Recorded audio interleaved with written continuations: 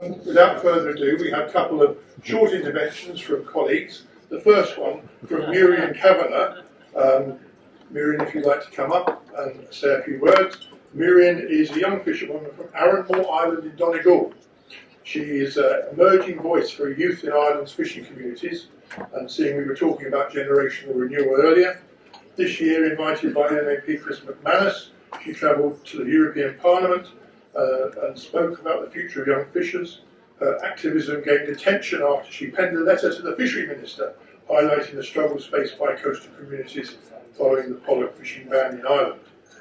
Muireann is representing the Irish Islands Marine Resource Organisation, who organise and mobilise those involved in the marine sector across the offshore islands of Ireland. Thank you.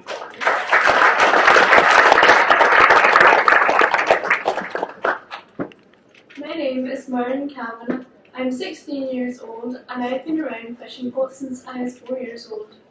I'm from IIMRO Island, County Donegal, which has a population of 480 people. This figure can nearly double during the summer months. I was born and reared on the island. Our motorway to and from the island is the sea, the very same beautiful sea that can be calm and clear, but yet can change very fast from violent. But to me and my fellow islanders, it's just another normal day, and if we feel it's safe enough, we'll go to sea and try and make an honest day's pay. It'll be hauling pots for lobsters or brown crab, or gill netting for many types of fish that swim around our moor. I've grown up working alongside my dad and my uncle on their inshore fishing boats, which are based in the island. As some of you might know, this is my third time visiting Europe. The first and second time I was here was with the banding of the pollock, which I fished with my uncle with 6 hooks and a line, and it is considered a very low impact fishery. I hope that next year we are definitely back fishing pollock with hook and line. It should have never been closed, and I hope it should never happen again. I'm glad to be able to address you here today to inform those of you who might be in a position to help me and all those fishermen who fish the rich coastal waters of Ireland. The amount of species of fish we can catch, but are not allowed to for reasons beyond my understanding. While other EU vessels can fish in Irish waters, Irish vessels cannot due to the lack of quota. As far as I am aware, all the problems for the inshore sector started way back on the 8th of May 1972. When my dad and my uncles were still in national school, and the fishing vessel St Anthony SO231 would have been fishing for lobsters, herring, salmon, brown crab, crayfish, pollock, and in later years, spur dogs and many other types of fish. The Irish politicians of 1972 told the fishermen of Ireland that if they voted to join the EU, that they would get better prices for the fish, financial assistance to buy bigger and newer boats, and money for better infrastructure for piers, which we certainly do not have at home. But the Irish TDs failed to say to the Irish fishermen that the decision would reduce the amount of fish that they would be able to land drastically. Did these TDs even realise what they were doing at the time? Today we have 14 MEPs representing Ireland. Only one of these MEPs are on the PESH committee, and he's only a sub on this committee. I think this is an absolute disgrace that we have been let down so much over the years by most, but not all, of the Irish and European politicians. In the early 1980s, small hydraulic haulers came onto the market for inshore boats, and they started to use gill nets to catch cod, pollock and spur dogs, turbots and many other types of fish, depending on the season and the weather. The inshore fleet was making a decent living at all these different species until November 2006, when the Irish government banned the use of drift netting for salmon, saying that this method of fishing was depleting stocks. The government put a compensation package in place with 877 licence holders eligible. The island fishermen of Donegal didn't accept this buyout and were willing to take part in a scientific fishery. They were not responsible for the stocks depleting. Experienced fishermen from all around the coast, with hundreds of years' worth of experience between them all, were ignored. Poachers, pollution in the rivers, and barriers made by the ESB on the rivers and large industrial trawlers that were catching krill out at sea are all factors that were not looked at. Now, after 19 years of not fishing salmon, I think it's about time the Irish government look at that decision again. 2009 was an awful year for the inshore fishing fleet, with the closure of Area 6A for cod recovery. Shortly afterwards, the spur dogs fishery was closed. As a result, the inshore boats in Area 6A could not carry bait nets, thus adding another cost for the inshore fleet, having to buy bait for their pots. When the spur dog fishery reopened, we quickly found out that there was no market available for them anymore. Just as the spur dogs were banned, a new species arrived on our doorstep. This species is the bluefin tuna. Yet again, the Irish boats is left without a quota for fish that are in their own waters. While boats from Japan and other faraway countries pillage our ocean stocks, just as other EU boats do while the Irish fishing fleet lose out. It is not just a line caught bluefin tuna quota we want. We need a fair share of our quota for all species in Irish waters. Our island is a proud and busy island. Back in the 1980s, over 90 men fished from a small harbour. Immigration has always been a part of our culture. We have had our fair share of sameness as well. On the 9th of November 1935, a small boat returning to the island with migrant labourers hit a rock and 19 people were lost, with only one survivor. Among those were my grandfather's uncle and auntie. My grandmother lost two uncles to the sea in separate incidents. Hardship and tragedy is all part of life to those of us who live on the offshore islands. What I talk to you today is all about the greed by the wealthy and neglect by our own politicians. As bountiful as our seas are around our island, it is the foreign boats that are pillaging its stocks, while the young people are all emigrating, including my own brother and sister, to Australia, as they cannot see this dark cloud hanging over us being lifted any time soon. I, for one, do not intend to emigrate. Why should I have to leave my home and my own country, while other countries spend millions of euros on boats to come fish the fish that I should have a right to catch and land with my small boat? A lot of young people around the coast would love to join the industry, but can't because of the high costs and lack of quota. As the old saying goes, the rich get richer and the poor get poorer. Thank you all for listening, but it's all well and good sitting here talking, but now it's time to do something for us. Gramina Maigat.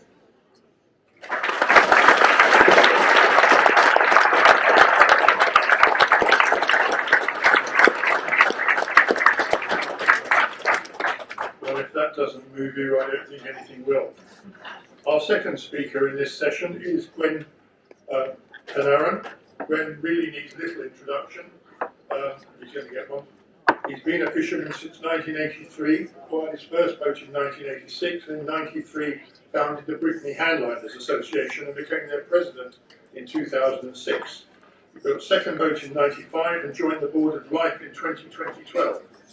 Committed to mentoring the next generation, he has trained 2 young deckhands through apprenticeship contracts in 2022 and 2023, eventually supporting one in acquiring their own boat. In 2025, he assumed as the president of Life.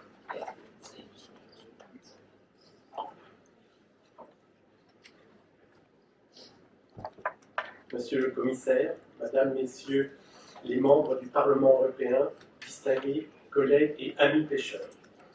C'est en tant que pêcheur que je m'adresse à vous.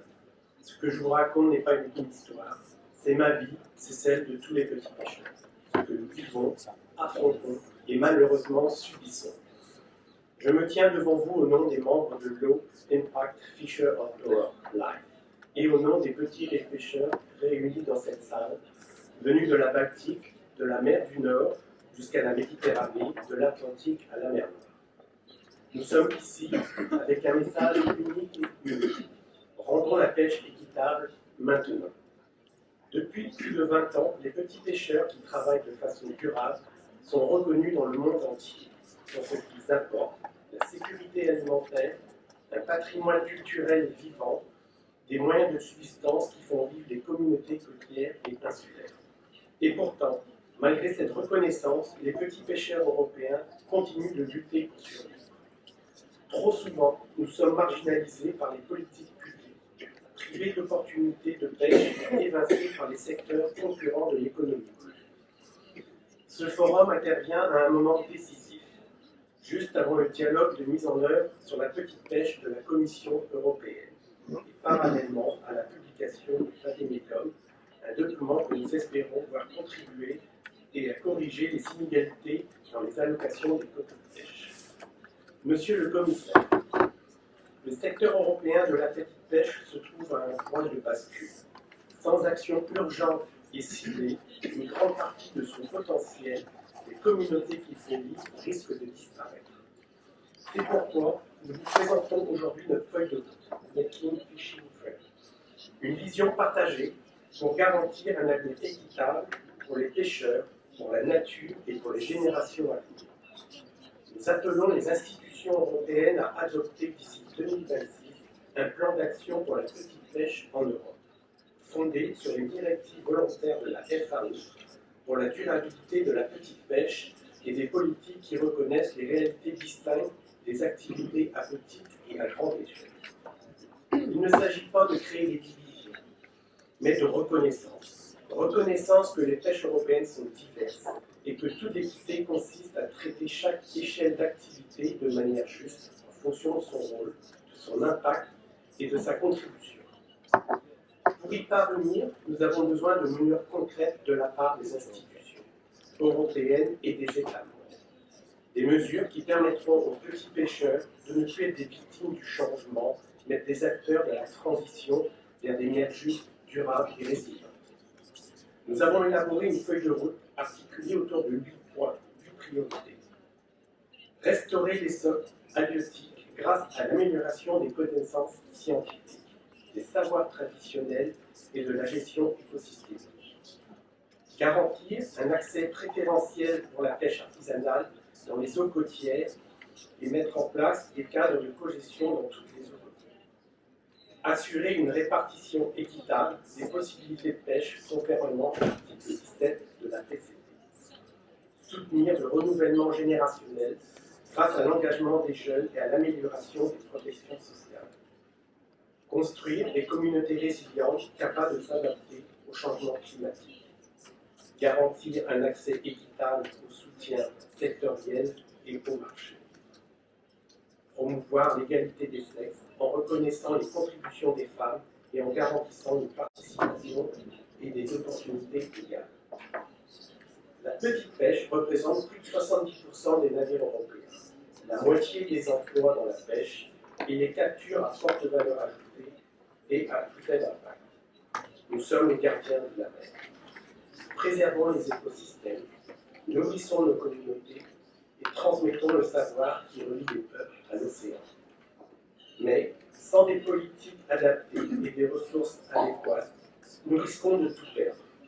Les moyens de subsistance, le patrimoine, l'avenir de nos côtes. Si la petite pêche disparaît, l'Europe perdra bien plus qu'un secteur. Elle perdra une manière de vivre. Monsieur le commissaire Kadis, l'Europe doit tenir ses promesses de justice, de durabilité et d'équité sociale. En adoptant un plan d'action pour la petite pêche d'ici 2026, l'Union européenne pourra concrétiser la vision du pacte vert, restaurer nos océans et assurer un avenir prospère à ceux qui pêchent de manière responsable.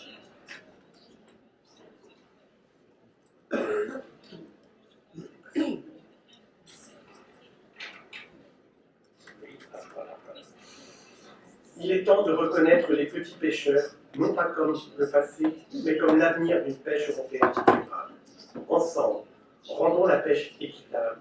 Ensemble, gardons nos mers et nos communautés vivantes. Je vous remercie.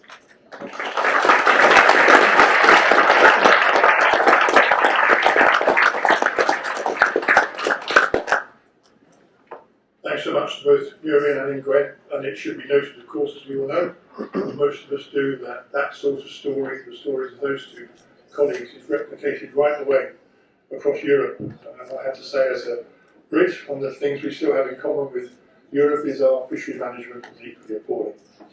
Sorry about Brexit, by the way.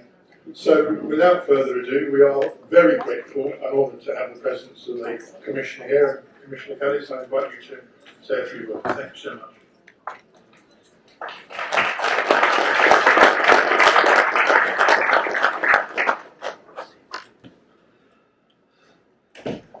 Ladies and gentlemen, dear friends, firstly let me thank you for the kind invitation to speak at the Make Fishing Fair forum.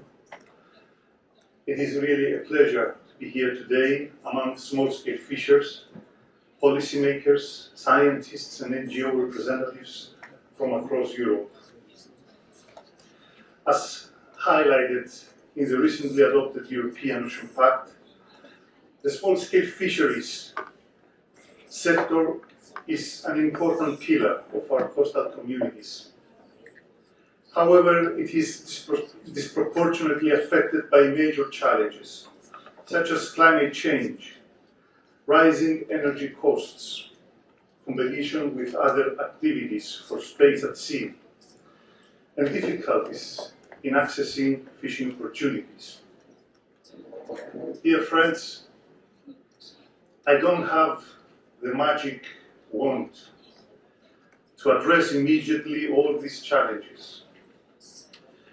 But what I can tell you now is that I'm fully committed to doing my utmost to safeguard the future of small-scale fisheries, not only with words, but through concrete actions. I firmly believe that together, also through events, thanks to events like this one, we will be able to identify and implement the best solutions to support our small-scale fishers in overcoming the immense challenges they face. We have witnessed firsthand that when implemented properly, our legal framework works, and we can take effective actions to implement it better or even improve it. The best example that comes to my mind is the state of fish stocks in the Atlantic. The rate of overexploitation has declined significantly thanks to the responsible catch limits that we have set collectively and that our fishers have implemented. To put it into perspective, in 2025, 60 stocks are managed sustainably, a significant increase from only 5 in 2009. In contrast, the situation in the Baltic Sea remains alarming, as many fish stocks and ecosystems continue to be in a dire state. This severely impacts the small-scale fishing community, which supported the Commission's proposal for its cautious approach. As you know, the Council did not follow fully our proposal, which we believe would have better contributed to initiating the rebuilding trajectory in the Baltic Sea. However, there was a common understanding of the need to focus on a rebuilding trajectory, and that is important. That was recognized by all member states. In the Mediterranean, the small-scale fishing fleet represents 82% of the total fleet and accounts for more than 100,000 jobs. This context makes it even more important to ensure stock and fishery sustainability. All of this connect to one of the major initiatives of my mandate, the ongoing evaluation of the Common Fisheries Policy Regulation. Scheduled for completion in spring 2026, this evaluation will determine if the CFP remains suited in the current challenges. At the same time, we are already working on defining a common vision for the fisheries and aquaculture sector into 2040, which will enable us to define together what the sector should look like by then. A unified vision is essential to assure sustainable and resilient small-scale fisheries that continue to fuel the lifeblood of our coastal communities. At the end of last week, we have just published an important communication, a vademecum on the allocation of fishing opportunities by member states. This recommendation aims to facilitate discussions with member states on enhancing national fishing opportunities allocations, particularly for small-scale fishers. Finally, I'm convinced that the new 2028-2034 budget proposal will benefit the small-scale fisheries sector with its framework that is more integrated, flexible, and impactful. In all of this, it is important not to lose sight on the fact that taking decisive actions also means actively involving small-scale fisheries in shaping our initiatives. I therefore look forward to hosting the implementation dialogue on small-scale fisheries next week, and I hope to see some of you there. Together, we will discuss and identify ways to improve the conditions for small-scale European fishers. So, dear friends, it is imperative to bolster the sustainability and resilience of our more than 40,000 small-scale fishing vessels in Europe, and thus ensure that fisheries remain the lifeblood of our coastal communities. I wish you productive discussions. Thank you.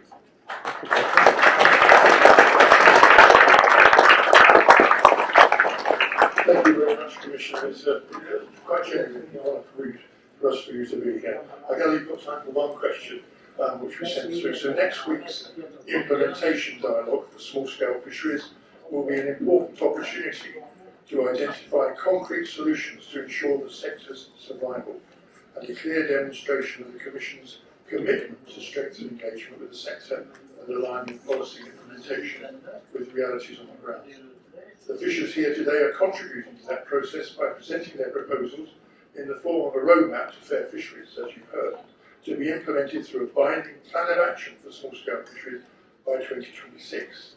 So in your view, how will the Ocean Act support the small-scale fishery sector, and to what extent could the sector's proposals be included in that framework? We will make sure that the voices of the small-scale fishers will be well received by the European Commission in our policy making, in our in the development of the Ocean Act. Very soon we will launch a call for evidence for the Ocean Act, and I would like to invite all of you to contribute. And I can assure you that your positions will be taken into consideration.